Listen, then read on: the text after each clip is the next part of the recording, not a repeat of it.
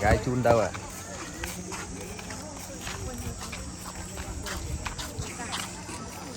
Các bạn ta nên toàn cái chân ăn đi. Rồi toàn trái nữa ạ. Hiện đã đi mà này. Đã đi pi à? Đừng vậy.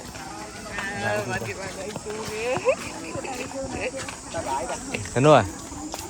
À tôi tam gái ạ.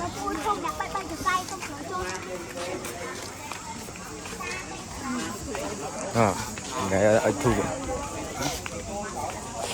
Sao ở thu? Về ở thu rồi. Tao biết ôm. Ôi chết mà chưa chân này mà chọn gì cái nổi trái nó mà đấy. Là ngày. À tao muốn tiết làm điện. Ở lên với tiết.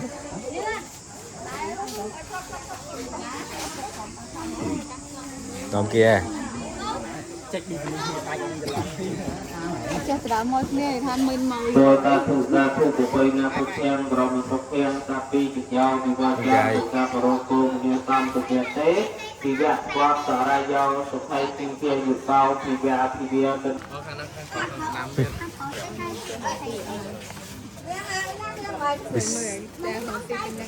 Ở thu mà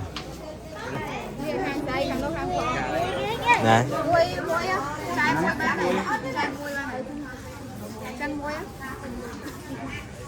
này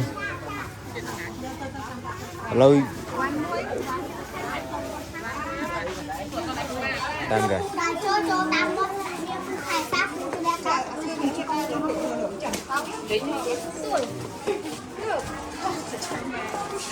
chồm tối biết đi can ngầm này mình chịu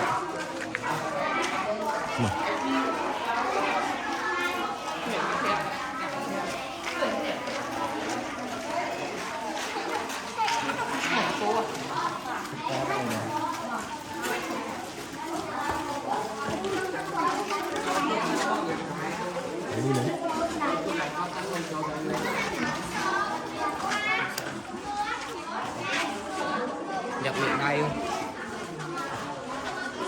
Năm bậc hai bông miếng chai cho một chai để con chui ở đây tam từng chia bông bông. Này.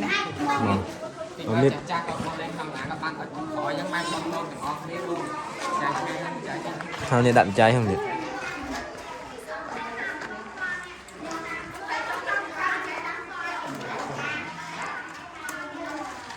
Ini. Đây.